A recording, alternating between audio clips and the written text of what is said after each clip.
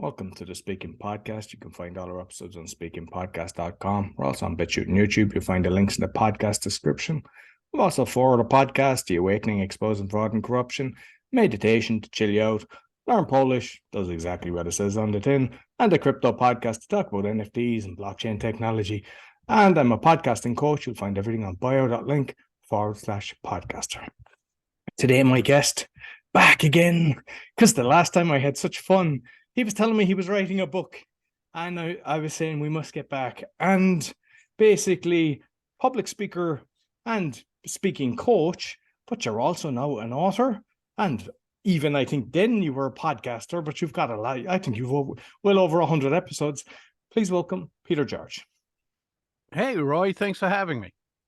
No problem. And just to let people know, it was episode number 95 that you were on, and we talked about actually attorneys going to you, which was very interesting to me. You're coaching TEDx speakers and doing workshop keynotes and everything like that. So just for those that haven't listened to that, I'd encourage you to go back. So first of all, your book, because I get a lot of guests, and I mean with all my shows, I've something like 850. With the ones recorded, I'm at least 900 plus. And I actually make a note in my forms, look, if there's a book you've got, and you contacted me, said, I want to send you a book. What you sent me was actually beautiful, because loads of times say, I can send you the digital version or whatever. It was such beautiful packaging, it like all the colors, but also a lovely card and a note on the book. And very few do that. So first, I'd like to commend you on the way that you actually presented it and sent it to me, because I thoroughly appreciate it, as well as enjoying the book. Well, I appreciate you saying that. And whenever I send out a book, it's always wrapped that way, because I believe it's a gift from me to you. That's something that is near and dear to me. And hopefully it'll mean something to you or anybody else who receives it as well.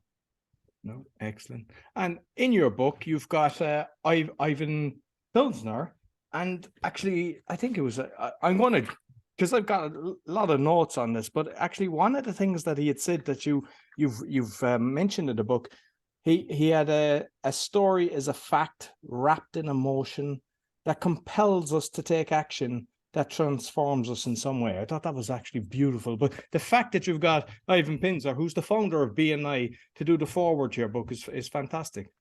He's a great guy, and he was very generous to do that forward. I really appreciate it. Brilliant, brilliant.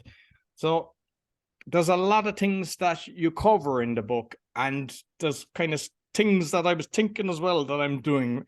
One of them, because you've got fantastic experience, but like when you're speaking and you're coming after, there's two types, and I'd love to get your take on this. One, you're coming after the energetic Tony Robbins kind of clapping the hands and pumping, and you're next. And the next one is somebody that's actually going through a traumatic story, whether a loss of a loved one or cancer or something like that. What's your advice when you're following both of them? You have to meet people where they are. You know, we often think of, well, this is my style and this is the way I'm going to do it. And that has some validity as well. But if you're following someone like Tony Robbins, who's really hyper and has that energy flowing through the audience, well, I can't come out and say, well, hello, everybody. It's just not going to resonate. So you have to meet them where they are. So you might have to go higher than normal, a little more energy than normal. Now, over time, and time isn't very long, it might only be 10 minutes, if that, you can start to bring them where you need them to be, so you can engage them more effectively and benefit them more. And the same thing with someone who comes out and speaks about something that might be, you know, a little softer, or like you said, if they're talking about someone dying or tough situations or anything like that, well, you can't come out and go, hey, everybody, how are you? Let's get pumped up. And you see people do that. Yeah. Like, wow, you can't be this way. Everybody get up on your feet and do this. And like, no, meet them where they are. Doesn't mean you have to stay there, but just meet them where they are. Same thing after lunch when people are lethargic, or maybe first thing in the morning and they're just coming in and they're just having their coffee. And this happens a lot in business presentations. People are barely waking up as they're walking into the conference room and someone's going, "Hey, let's go. Now let's make," it's like, whoa, whoa, whoa, slow down. You can get them there, but you have to meet them where they are. No, excellent. And I remember on our last show, you were actually mentioning that they had, I don't know, is it the chamomile tea that they had in the hotel for where you were actually going to speak, kind of the tea that makes you go to sleep. Yes, I still have that photo. It's like, if there's anything you don't want in a room, it's sleepy time tea. You know, I'm putting people to sleep. I actually took all of it so no one could drink it. No, and I thoroughly agree with what you did. I did done the same. So another one is kind of the nerves, because I know you touch on that. It's like how you deal with the nerves, because I know everybody has their kind of way. What's your kind of tips on handling nerves? First of all, get in the right mindset. You don't have to do this. You get to do this. Anytime you're presenting anywhere, you didn't win a lottery to get there. You were asked, you were chosen, you applied to do it, whatever, because you had something to share with that audience that is going to transform that audience. And I always say, don't speak to inform, speak to transform. We've all been to those meetings and those conferences where it's like, wow, I'll never, ever, ever get this time back in my life. Because you weren't transformed in any way. You left just as you came in. It's when we're transformed, when we have a new ability, new way of looking at things, whatever it might be, that's what makes a difference. So first of all, get in the right mindset. Another is find something that helps you relax. Mine is I pace. If I'm up in a hotel room before I go down to speak, if I'm backstage or anything, I pace, I pace, I pace. And during that time, I'm also breathing. I'm very conscious of how I'm breathing. And I bring my energy down. And a lot of people say, yeah, but don't you want to be psyched up? You will be. But you want to get your energy where you can get control of it. Because that's all it is energy. Whether you label it as nerves or label it as being psyched up, it's the same adrenaline rush. We're just labeling it differently. So get your energy where you want it to be. Some people meditate. Some people sing or go out running that morning. Whatever it might be. Get your energy where you want it to be. And then when you go out to speak, again, whether that's on stage, in a conference room, wherever it might be, you can bring your energy to where you need it to be at that point. But you get control of it. Excellent. And I know you touch on kind of rituals as well. And, you know, for me, if I was doing, say, a competition or I was speaking somewhere, it's kind of the few people that my closest people, you know, my mother or whatever, and they'd always just send a text or whatever, best of luck today. And it's something small, but it really helps. And I know that your wife was actually doing something as well for you to kind of help with the. For 32 years, my wife has been putting a note, whether it's local and I just have my computer case, and going wherever I'm going, or if I'm getting on a plane and flying across the country or to another country to speak, I always find a note of encouragement for my wife. Now, does that make a huge difference? Maybe, maybe not. But to me, mentally, I don't know what I would do if I didn't have that note. I don't know if I would do as well. Now, that's all in my head, but that's where most stuff starts. Excellent. And I know you mentioned your father in the book as well, and it was kind of advice regarding like how many people are turning up, and I thought it was very good. You might touch on that. Yeah, my father was a firefighter. He was an officer on the Providence, Rhode Island fire department. And for those of you who are not from the U.S., that's in New England, so the upper right-hand corner of our country. And one time I was complaining about, wow, not too many people showed up to my talk. And he looked at me, and he had a way of saying things that were a little sarcastic sometimes, and you resented it at the moment all the time. But boy, it set in. And he said, you know, when we're going to a fire, Doesn't make a difference if there's one person in the house or 10 people in the house. We're doing our job as best we can. And I always thought that to mean it doesn't make a difference if one person, 5 people, 10 people, 1,000 people show up. You do your job as best you can, because those who showed up deserve it. It's not their problem that no one else showed up. And Roy, that actually happened. I was speaking in Minnesota. There was a blizzard, and literally 2 people showed up. And the only difference was I came down off the stage and we talked face to face, the 3 of us, but I gave everything to them that I would have given to the 450 people that were scheduled to show up. Beautiful, beautiful, and fantastic advice. And that was due to my dad. Yeah, I love it. I love it. And I suppose we'll touch on your podcast as well, because I know you're doing it, I don't know, is it 4 years now or something like that? But it's kind of the same, because I talk to a lot of people on their podcasts, and a lot of them are kind of ready to throw in the towel, and they're thinking, oh, my numbers are getting 30, 10 or whatever. And that's the way I look at it, just like the advice that I said, if you were actually in a room and there was 30 people turning up, you'd be delighted with yourself. You wouldn't say next week, if there's only 30, I'm going away. But the mindset from people on the podcast, they kind of look at the Joe Rogan and they expect the 10 million and they just assume everyone's at that level. Wouldn't that be nice? So how's it going with the podcast with you, and with the different guests and everything? What's your journey? The podcast is going excellent, thank you. You know, the greatest thing about the podcast, not only do I get to help people, and a lot of times you never know the people you help. You don't know, someone could be listening to you in wherever, Melbourne, Australia, and you'll never know what a difference your podcast made in their life. But if you just go out there and keep trying to make a difference in people's lives, help them in some way, then it resonates with someone. As long as you do your job well, do it consistently, it resonates with someone.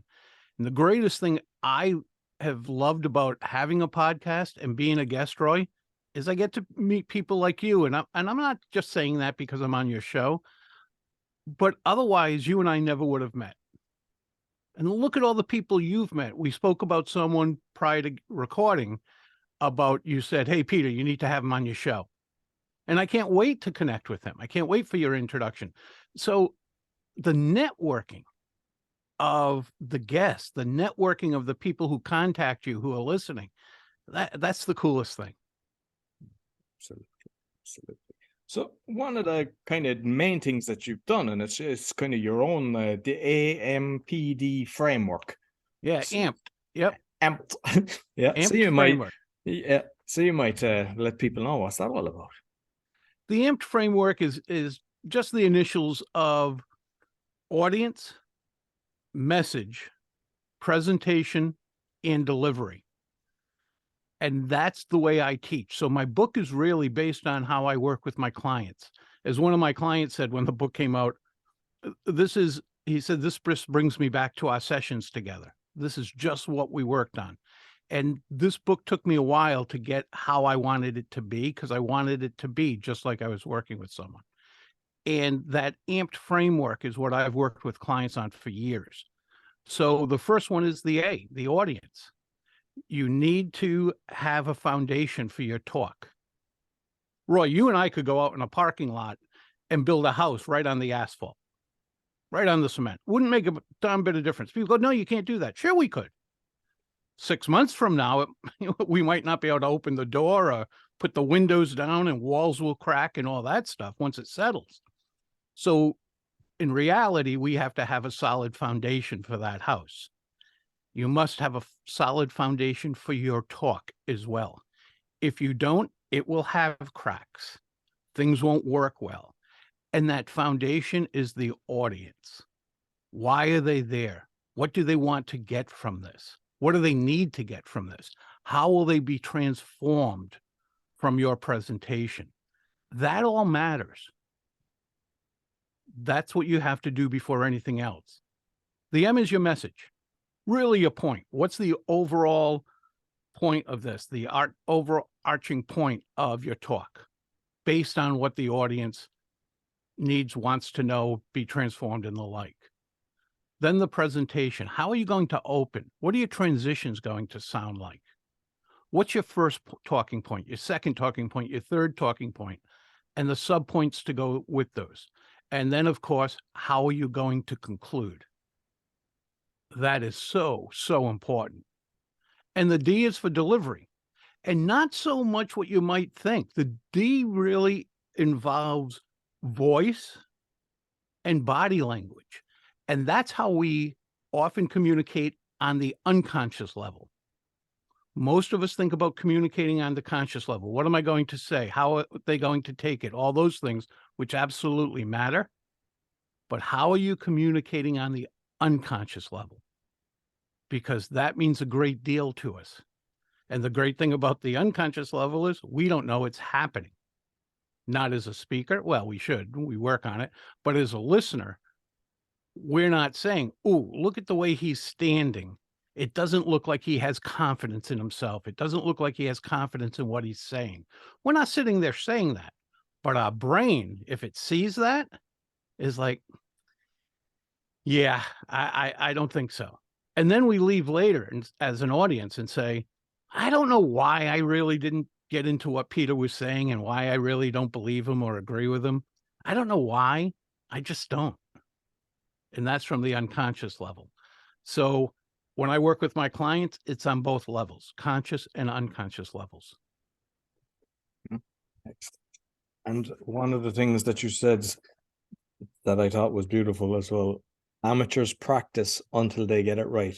Professionals practice until they can't get it wrong. Yeah, that's one of my favorite quotes. I don't know where that came from.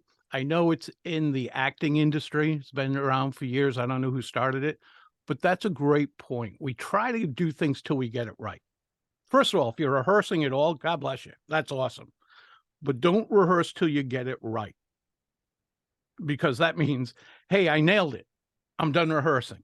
Well, no, you got to keep trying. You do it till you can't get it wrong. What happens if something does go wrong? How are you going to react? Where can you go from there? I always think of a great musician or a great athlete. They take what happens in the moment and go from there. And that's what you need to be able to do. If you're just going to rehearse till you get it right, well, what are you going to do when something goes wrong? How are you going to be able to just sit back, if you will, in your mind and concentrate on the engagement? See, most of us strive for perfection. And I'm not keen on striving for perfection. I'd rather strive for connection with my audience.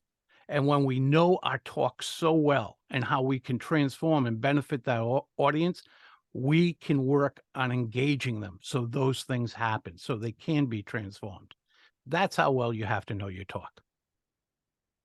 Excellent. And like, I know from my own experience when I was kind of doing competitions, obviously I'd kind of rehearse a bit. And I was never kind of scripted, obviously knew my opening, my main points and the thing. But I could see how much, as I progressed into different levels, how better the speech got. But a lot of the time, because I had founded a Toastmaster club for the mornings, it was an entrepreneurial club. And plenty of times I just go up and do a speech. And because I read a lot, I read over 100 books, I'd go up and I can talk, no problem. And I got called out on it one day. They said, listen, the information you're giving us is good, but you're not giving us your A. And I basically went, ooh, ouch. And the next time I said, I need to actually honor them.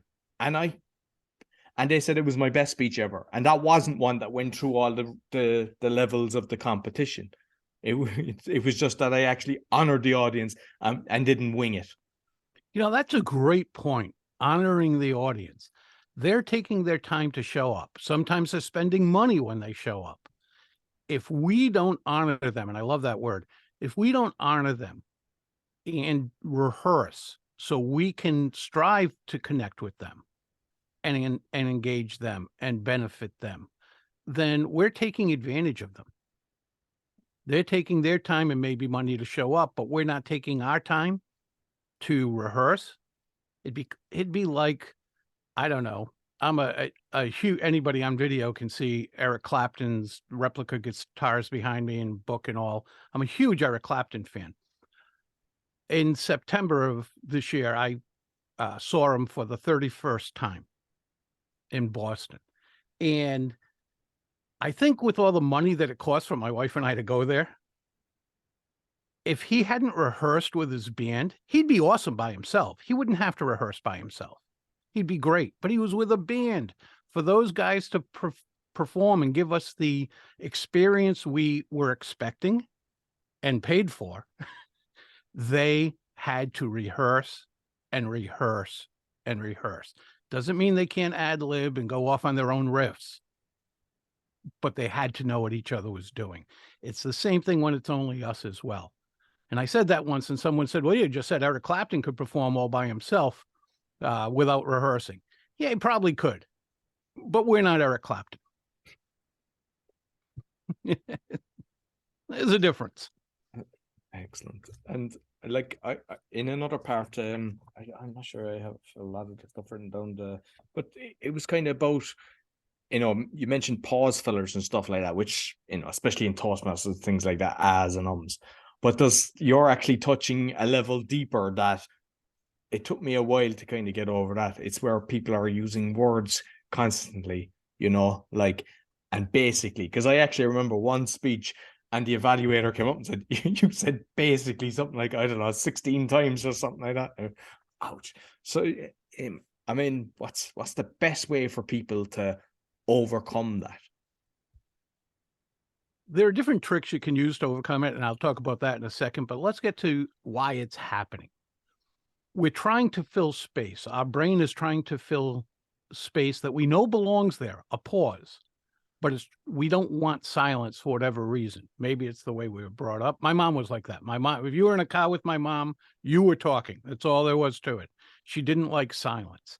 And sometimes that's in our heads. So as we know that we should be pausing to let the people listening to us absorb what we're saying and process it, we put in a word because we don't want silence. We fill that word, hence filler.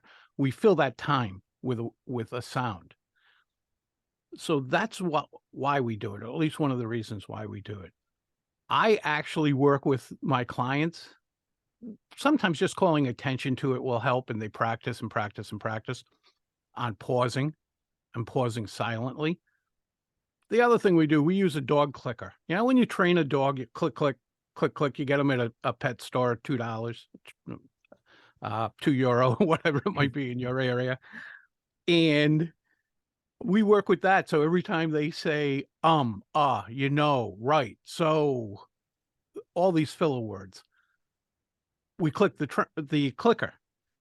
And then I give it to them and say, give this to someone who will help you, which is often not your significant other because they have way too much fun with it. They'll be training you to do all different things. So no, just give someone the clicker. And when you're speaking to them and you say, click, click, once you start drawing attention to it, at first it actually messes you up because now you're overthinking it when you hear the click, click. But after a while, you start realizing it. After a little more while, you realize it before you say it. And then after a while, it's eradicated, or at least to a large degree. Easiest way, when you pause, just be quiet. And here's what it does to our brain when you don't do that. So if I were speaking and I gave you some information, Roy, and then I said, it's kind of like saying, Roy, think of this. And as you go to think of it, me scratching my nails down a blackboard, right? And sending that feeling down your spine. It doesn't make you feel good. It interrupts your thought process. And the ums and the uhs and the rights and the you knows do the same thing. Hey, Roy, think about this, you know? So as you go to think about it, I throw in the words, you know, it interrupts your process. And it doesn't take long for us to start thinking, you know, if every time I go to think about something, he interrupts me, I'm just going to stop thinking about it. Excellent. And I think when you become conscious of the pause fillers, you tend to, I suppose it's like when I was working in mechanical contracting, I'd go around into hotels and anywhere looking at the ventilation and the piping systems, because that's what I was working on for years. And it's the same with the speaking. You're just conscious of the likes of, say, Bill Gates. When you hear him, he's just constantly he's like Kermit the Frog. Like, and it's it's so strange that somebody that's, I mean, irrespective of what you think of the person, but when you're in such a public eye, that you haven't trained your speaking skill set. Yeah, it's like you said, it's just becoming aware of it. And, will an or an squeak out every once in a while? Of course, we're human beings. It happens. And it's not a disaster. But like you said, when someone came up to you and said, do you know how many times you said basically? I'll give you an example. Once I was asked to go to a presentation given by a respected college professor. 317 ums in 60 minutes. Do the math.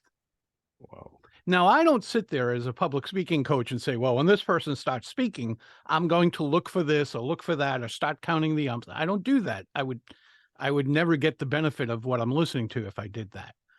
Yet when someone says right out of the box, like 10 times before they even get started, I start counting. I just take out a little notepad and start ticking it off.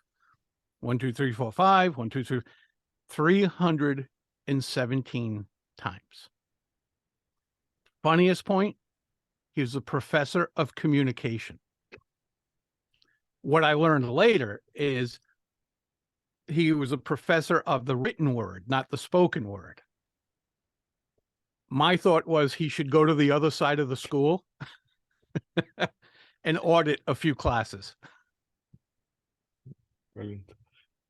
With your book, and I see some of your kind of marketing, you use kind of like QR codes, and it's something that I've gotten into, because even one of the marketing books that I'm reading, it's got all the QR codes in it, and I'm after getting used to it. I remember when it came out first, it was a kind of, this is a bit strange, but I think a lot of people are conscious now. You just take a picture and you go straight to the website. So you might let people know how they actually create the QR codes and the advantages to it. You can create QR codes through various programs. Some are free, some are paid for.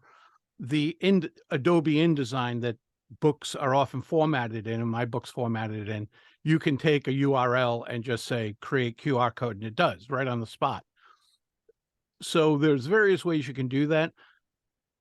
Way back when, and I had the same experience most of us did as you did. We had a QR code. We had to open our phones, find the QR code app that we had to download. It wasn't built in.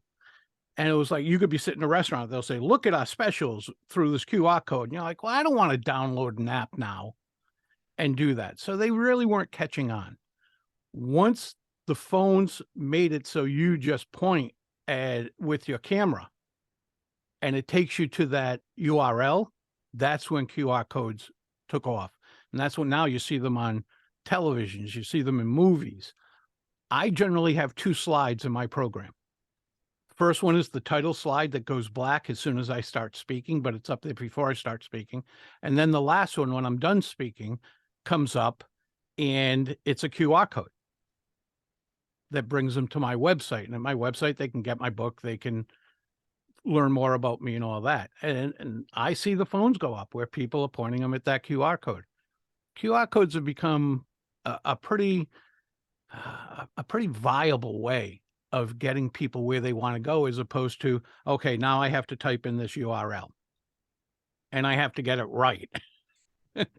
No typos. And as we were talking, typos happen. we were talking before we started recording.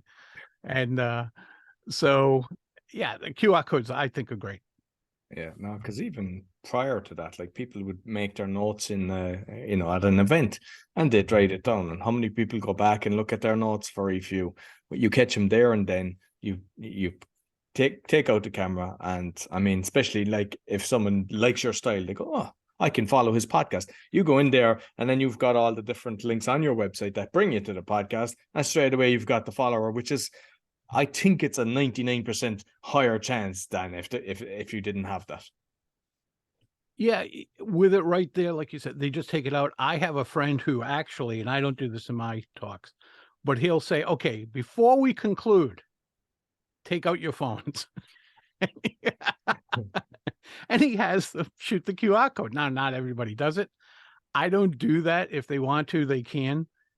And I leave it up there, and it's up there till the MC comes out and starts talking about something else, and then it comes down. So they have ample opportunity to do it. But my friend who gets a lot of sales from it, literally says, before I conclude, take a shot of the QR code. Oh, excellent, excellent.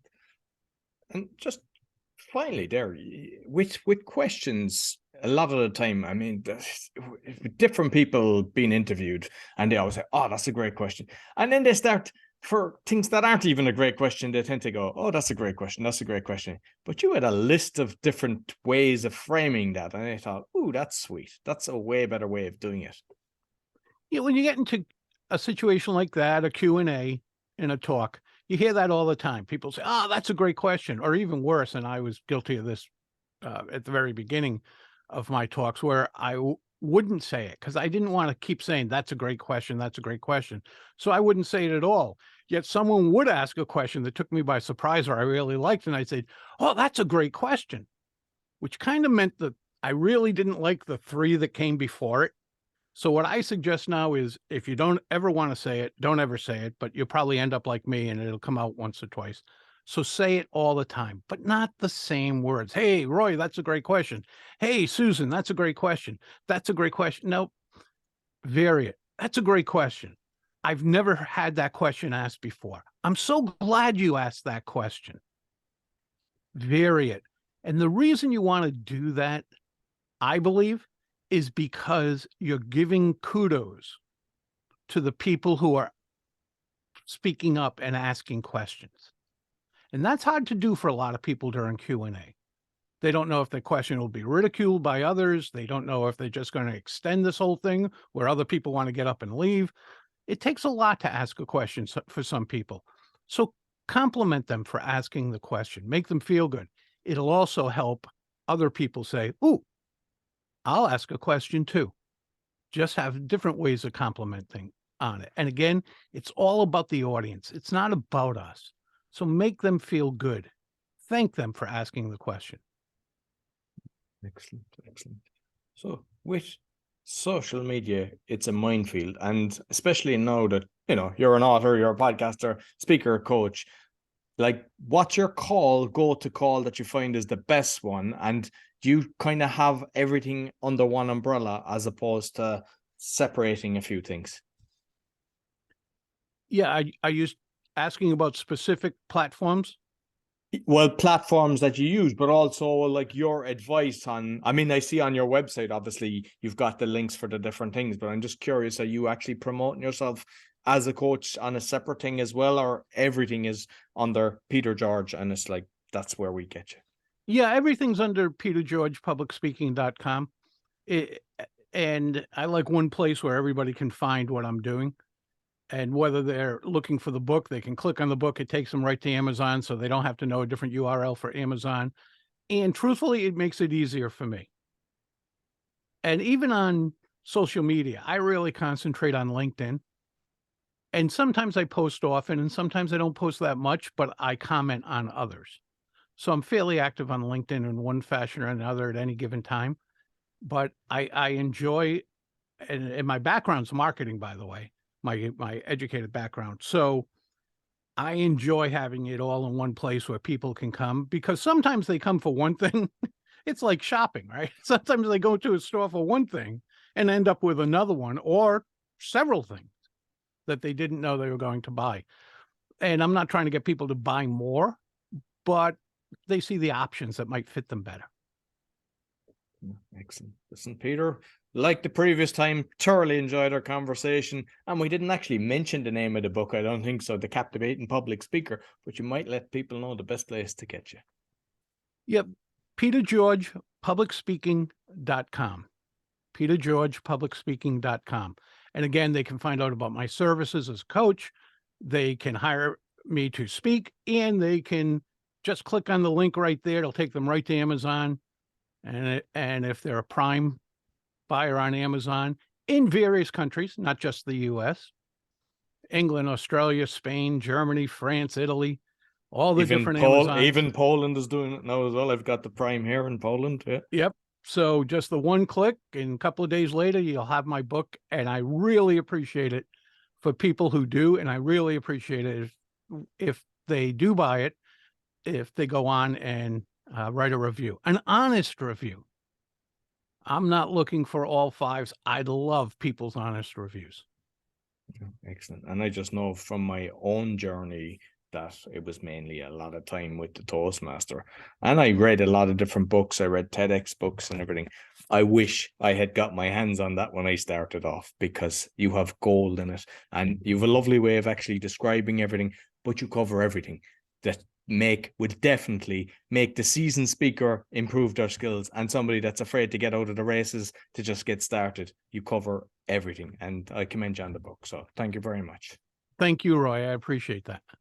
Well, so that's all for the Speaking Podcast. You'll find all our episodes on speakingpodcast.com. As mentioned, we're on BitChute and YouTube. Sure to give us a thumbs up, 5-star rating. And make sure you give Peter a 5-star rating as well, because it really helps. And as he mentioned on his book, give him a nice review. Until next week, take care.